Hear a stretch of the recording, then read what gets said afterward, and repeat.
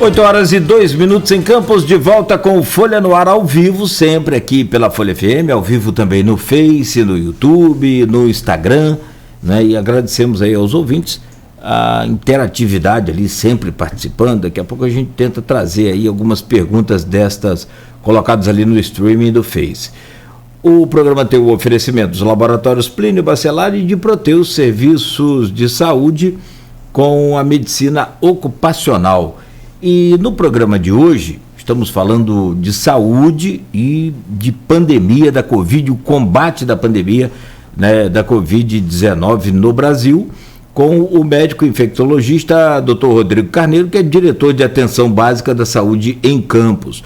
Doutor Rodrigo, eu vou, o Aloysio volta abrindo esse bloco, mas eu vou só interromper essa abertura, eu vou refazer aqui as perguntas que eu fiz no bloco anterior sobre, além de trabalhar com toda essa sobrecarga, né, de campanha da Covid, né, que além de todas as doenças normais que acontecem, inclusive chikungunya, dengue, zika vírus, tudo isso está aí, né, numa proporção menor, mas está, e ainda tem que combater essas fake news, como essa última de domingo, onde uma suposta funcionária do Ferreira Machado anunciava ali que tinha 20 crianças no Ferreira Machado, uma vez que todo mundo deveria saber que Ferreira Machado não é, né, centro de referência e nem muito menos nenhum tipo de tratamento contra a Covid-19. Então nunca teve nem deverá ter ninguém internado ali, muito menos criança.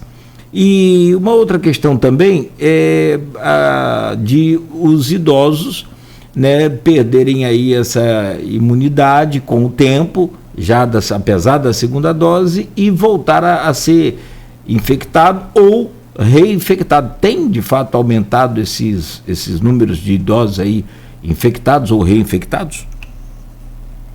Sim, vou começar da segunda pergunta.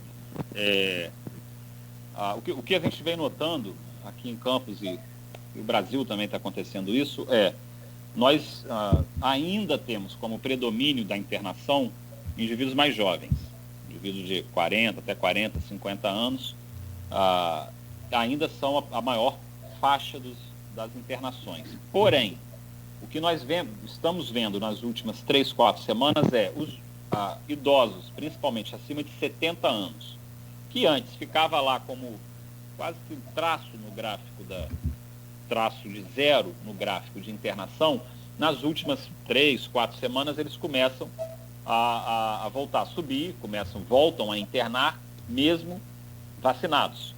Boa parte deles não tomou a vacina, mas ainda assim uma proporção de vacinados com as 2 doses das vacinas, principalmente Coronavac e um pouco de AstraZeneca também, mas esses pacientes com mais de 70 anos principalmente voltam a reinternar. E o gráfico, aparentemente, ele continua subindo. A gente não está em platô.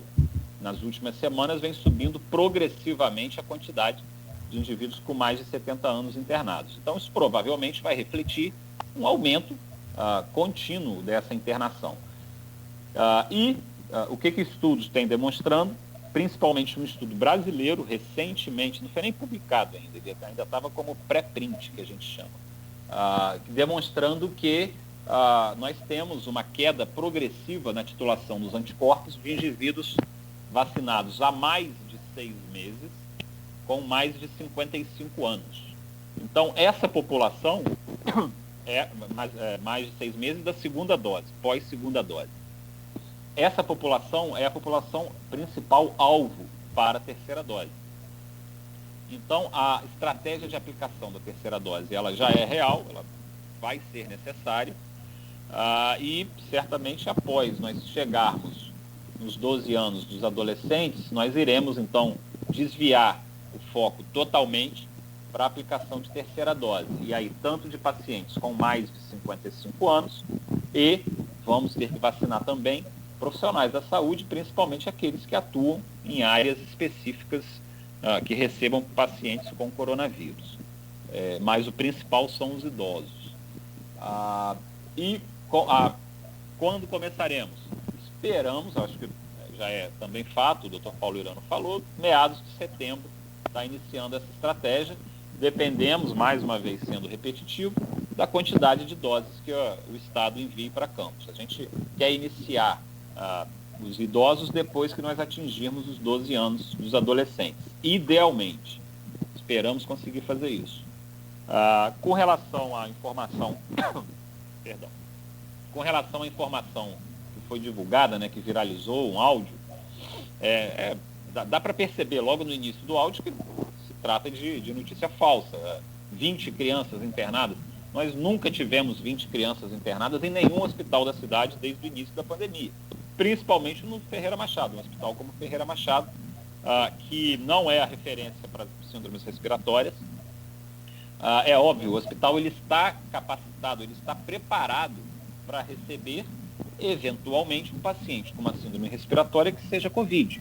Então, eles têm os leitos separados para isso, tem o teste lá para poder fazer o teste e, a partir do momento em que se identifique o paciente com Covid internado no Ferreira Machado, ele imediatamente vai ser referenciado para outra unidade, né? Nós ainda não temos uma lotação tal dos hospitais, e esperamos não ter, que necessite que um paciente com Covid fique internado no Ferreira Machado. Ferreira Machado é a nossa emergência vermelha, trauma. Nós não queremos pacientes com Covid lá.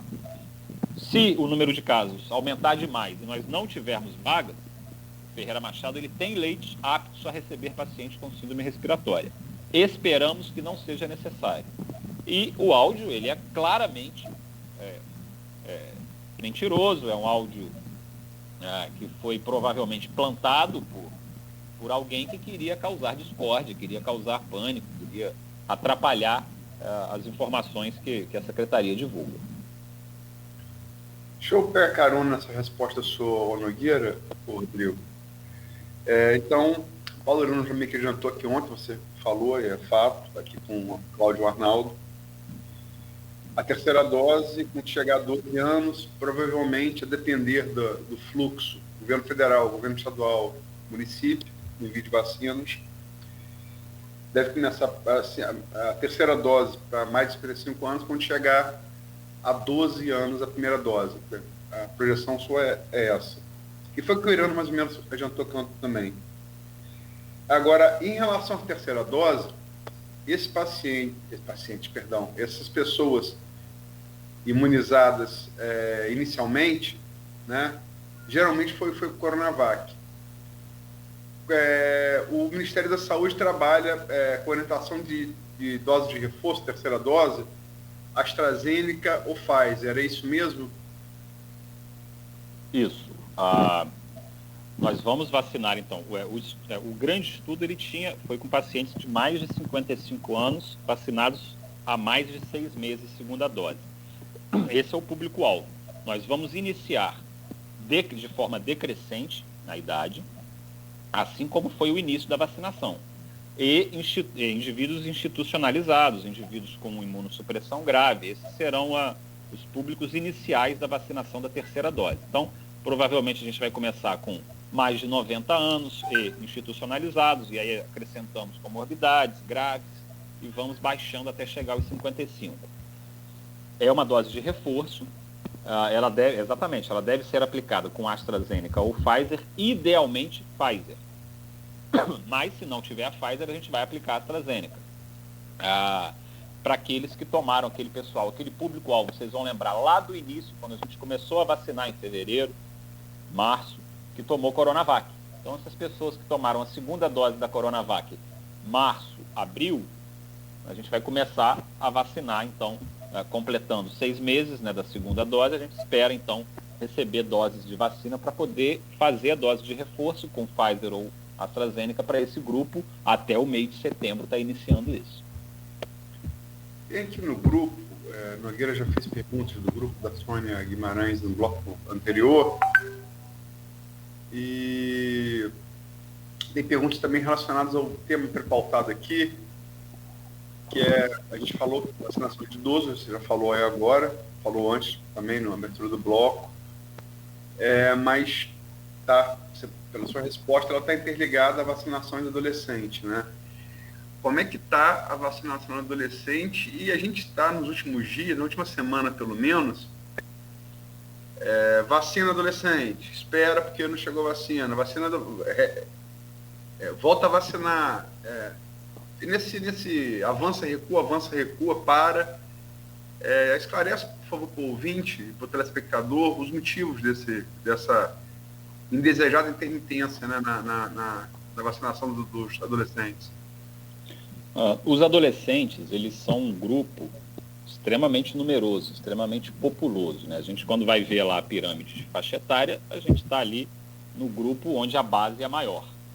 Então, o que acontece é, a gente estratifica a quantidade de pessoas, de indivíduos em cada faixa etária, e com isso nós estimamos, então, vamos colocar aqui, 90% deles irão procurar a vacinação. Então a gente tem um número de doses que serão necessárias para vacinar esse público. E infelizmente, nas últimas semanas, nós temos recebido pouca vacina, e vacina da Pfizer é a única vacina que está autorizada a ser usada nessa população, dos 12 aos 17 anos. Então nós só podemos usar Pfizer. E o que nós estamos fazendo nós estamos separando toda a Pfizer recebida para esse público. Só que cada faixa etária dessa em Campos, ela tem de elegíveis, de pessoas que deverão ser vacinadas, nós temos em torno de 8 mil, entre 8 e 10 mil pessoas. Então imagina, a gente tem que temos que ter, no mínimo, 7.500, 8 mil doses para abrir essa vacinação para uma nova faixa etária. E nós não estamos recebendo, aí também uma informação pública, a gente recebe 2 mil, 3 mil, recebemos 4 mil. Então a gente precisa esperar juntar o número de doses que nós estimamos que será necessária para abrir a faixa etária. Quando nós não recebemos, nós não temos como abrir essa nova faixa etária e a vacinação ela tem que ser interrompida. O que nós optamos por fazer agora já tem pessoas para a segunda dose, tem que tomar a segunda dose, e o que nós estamos recebendo, a pouca Pfizer que nós estamos recebendo, nós estamos aplicando, então, para a segunda dose. Também não faz sentido as pessoas não completarem o seu esquema vacinal em detrimento da gente aplicar uma primeira dose no adolescente. Lembrando que a variante Delta, ela necessita de 2 doses para eficácia vacinal. O que nós observávamos era uma dose de vacina já conferia uma proteção bastante interessante para a cepa original e para as variantes iniciais. Para a variante Delta, não. Uma dose é praticamente a mesma coisa que nada. Você tem que ter as 2 doses da vacina para conferir proteção para a variante Delta. Então, nós estamos focados, estamos pedindo à população que procure os locais de vacinação para completar a sua imunização. E a Pfizer está incluída, a vacina da Pfizer está incluída, então, nessa estratégia. Nós temos que vacinar com segunda dose também quem tomou Pfizer de primeira.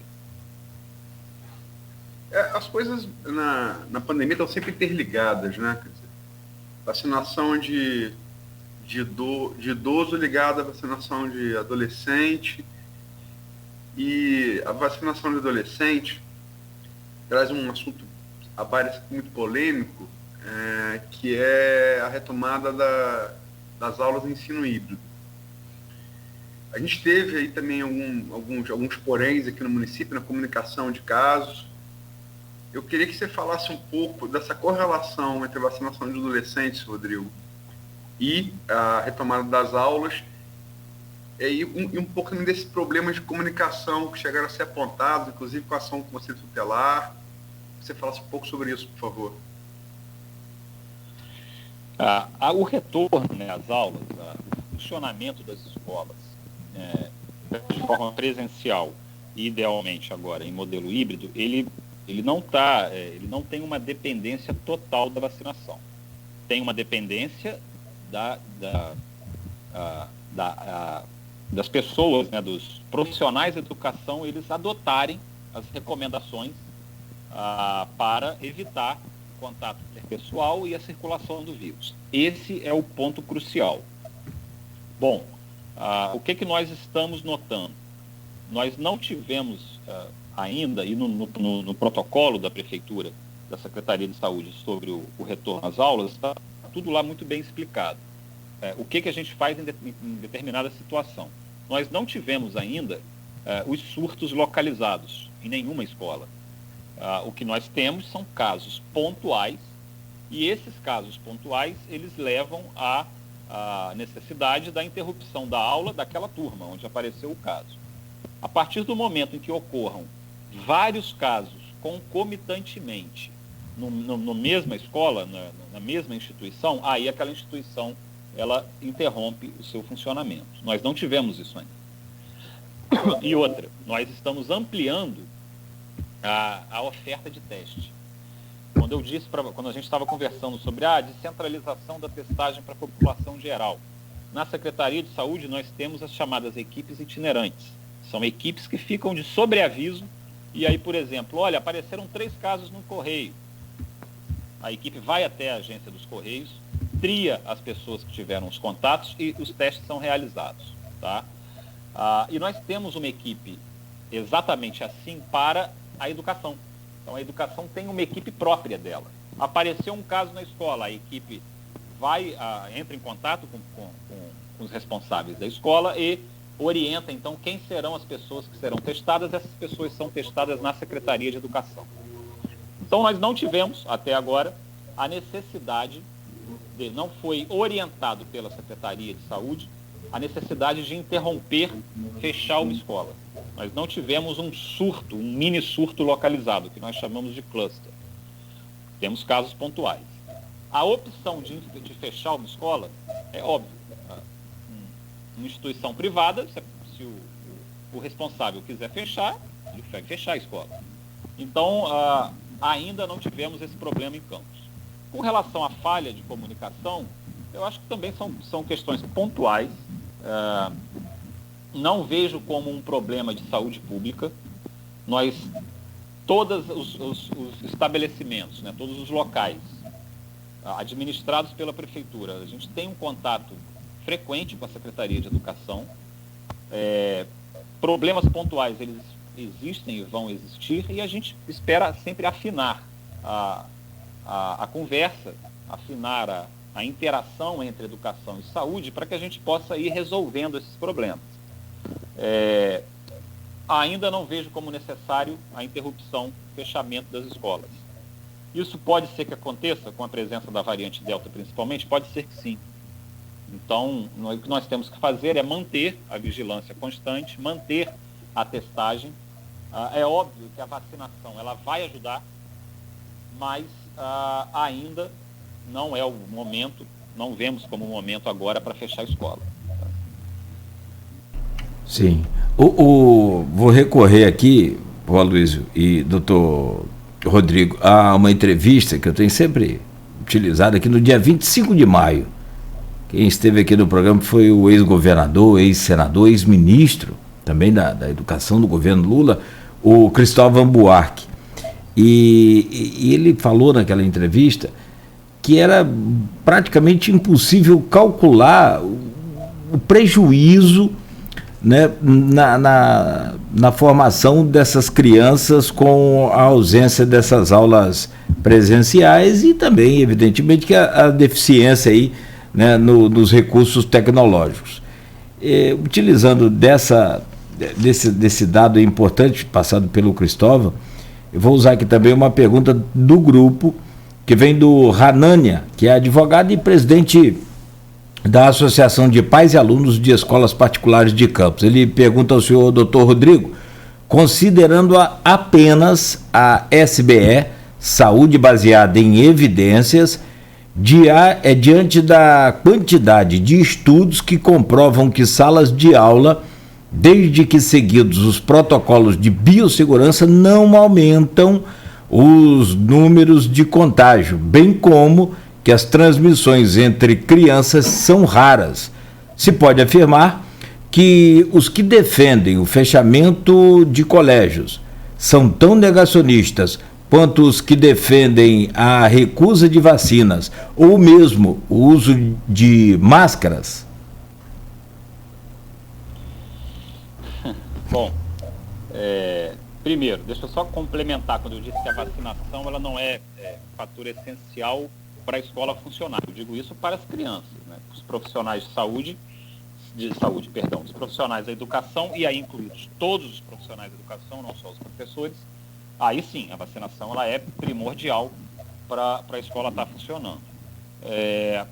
Bom, com relação à pergunta dele, eu vejo da seguinte forma, é tudo muito novidade, nós nunca vivemos, a nossa geração nunca viveu um quadro de uma pandemia em que você tenha que tomar decisões que nunca foram tomadas antes. Se você tiver uma pandemia de um surto de uma doença que nós já conhecemos, como exemplifico, apareceu sarampo em uma escola. A gente sabe que o sarampo é a doença hoje mais transmissível que existe. Se não houver, se eu tiver conhecimento de que aquela população ela não está vacinada, que aquelas crianças não estão adequadamente vacinadas, nós temos que fechar essa escola para ontem. Senão a gente vai ter um surto epidêmico naquele local e crianças adoecerão. Bom, dito isso, com relação ao coronavírus, nós não temos total conhecimento de como se comporta o vírus. Então, o que nós fazemos nós extrapolamos o conhecimento de outros quadros virais infecciosos, principalmente vírus influenza, vírus da gripe, para que a gente possa, então, ir tateando o terreno e adotando as medidas. E é isso que foi feito, é isso que o Estado faz, é isso que Campos vem fazendo com relação à abertura das escolas. Eu concordo com ele de que a transmissão entre crianças ela é menor.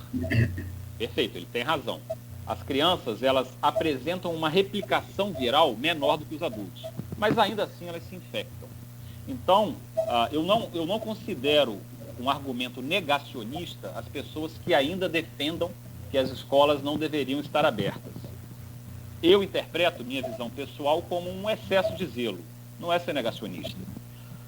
O que eu acho que é o correto é o que nós estamos fazendo. Nós pesamos o risco-benefício de você manter uma escola fechada, com todo o prejuízo para a formação cognitiva das crianças, e nós abrimos de maneira híbrida, a escola não está aberta normalmente, e nós temos que fazer a fiscalização, a vigilância constante para a possibilidade de aparecimento de casos naquele local. Então, isso é o famoso meio termo. Eu acho que a gente não tem como também manter tudo fechado, sem previsão de reabertura. A gente vai tateando, vamos abrindo.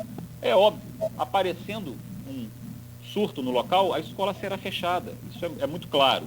Então, eu não vejo como uma medida comparar quem quer escola fechada com quem é negacionista e é contra a vacina, por exemplo. Eu acho que são opostos, estão em locais opostos, mas não totalmente, diametralmente opostos. Rodrigo, além de médico infectologista, e dessa experiência que você está desde o início do governo Vladimir, tendo à frente, junto com o Charbel, né, do controle de uma pandemia num grande município como Campos, mas você também traz uma característica para termos nesse bloco, você é pai de criança. Né? Então você sabe aí, sofre na pele, né, a questão da interrupção de aulas de criança e adolescente. É uma polêmica, né? É difícil você achar uma opinião conclusiva sobre isso. Você vê argumentos racionais dos dois lados, né? E opostos, mas de fato o Brasil teve uma retomada. Não vou comparar com países da Europa, com China, com Coreia do Sul, como a gente já fez aqui. Vou comparar com os demais países da América do Sul. Então, uma realidade socioeconômica próxima à nossa. E como é uma pandemia, né, de transmissão por contato, tão próximos a gente também, quer dizer, vive a mesma realidade pandêmica. Por que o Brasil, em relação aos demais países da América do Sul, demorou mais a retomar as aulas, ensino híbrido, na sua opinião? Eu sei que na sua área, mas como pai de criança e como médico infectologista. Assim, a gente deveria tentar comparar país com país. Agora, eu acho que a pandemia no Brasil, por incrível que pareça, o Brasil que sempre foi um líder tecnológico, um líder acadêmico, um líder intelectual da América Latina, o Brasil, nessa pandemia, ele se caracterizou pelo patinho feio da América Latina. Então, a pandemia no Brasil, ela ficou completamente descontrolada durante muito tempo. Só nos últimos meses que alguém colocou juízo na cabeça do presidente e colocou um ministro da saúde. Então, eu acho que um pouco, pelo menos ele parou de falar mal da vacina. Ele não está mais berrando aos 4 cantos que não é para vacinar. E colocaram um ministro da saúde que não é tão obnubilado quanto era o antecessor dele. Então, com isso, a pandemia, a gente conseguiu semi-controlar essa pandemia. Agora, a gente ficou meses e meses ao Deus dará. E com isso, era uma verdadeira loucura. Era impossível você abrir uma escola no início do ano, o número de casos que a gente tinha. No ano passado, nós tivemos também aquele período do meio do ano, que era crítico, era impossível abrir. E no ano passado, a gente ainda estava conhecendo como que seria o comportamento em comunidade do vírus, como que ele iria circular e, inclusive, como que seria o acometimento das crianças. Então, eu acho que a gente poderia ter aberto um pouco antes se o país tivesse controlado a pandemia melhor, como vários vizinhos da América Latina fizeram, como o Uruguai, como o Chile. Então, nós ficamos a desejar. O Brasil, que sempre foi o líder desse grupo, por ter colocado no poder alguém como é o presidente atual, nós simplesmente agora somos o pária internacional, o pária, inclusive, da América Latina. E, por conseguinte, o pária também na questão da retomada das aulas, né? Isso, é o reflexo disso. Bom, são 8h29. Vou pedir a vocês rapidamente aqui 2 minutos e meio, no máximo 3 minutos, para a gente fazer uma pausa aqui. Eu tenho que tomar um café bem ligeiro e a você que está em casa também nos acompanhando aí no stream. Pois não, Luiz? Não. Essa coisa de separa, a gente tem que lembrar que a gente teve um chanceler, né, um ministro das Relações Exteriores, um cargo importantíssimo em qualquer governo do mundo, representa a cara do país no exterior, dizendo que o Brasil tinha que ter orgulho de ser pária, né? Você lembra disso, né, Rodrigo? Eu lembro bem, lógico. Aí são vários exemplos, né, de ministros que são excrescências no cargo. O ministro da Cultura só fala besteira. O secretário lá da pasta, o Sérgio Camargo, que deveria defender as questões raciais, e ele cita aquelas impropérios que ele cita. Então, o ministro do Meio Ambiente, que estava envolvido, aparentemente, com madeireiros. Então, como que esse país vai melhorar? Um ministro da Economia que não gosta de pobre, não quer ajudar pobre. O país não tem jeito, é impossível esse país melhorar. Só vai ter um jeito. Ano que vem, a gente colocar alguém no cargo que mereça estar lá, né? Há 2 anos e meio, a escolha não era difícil, né?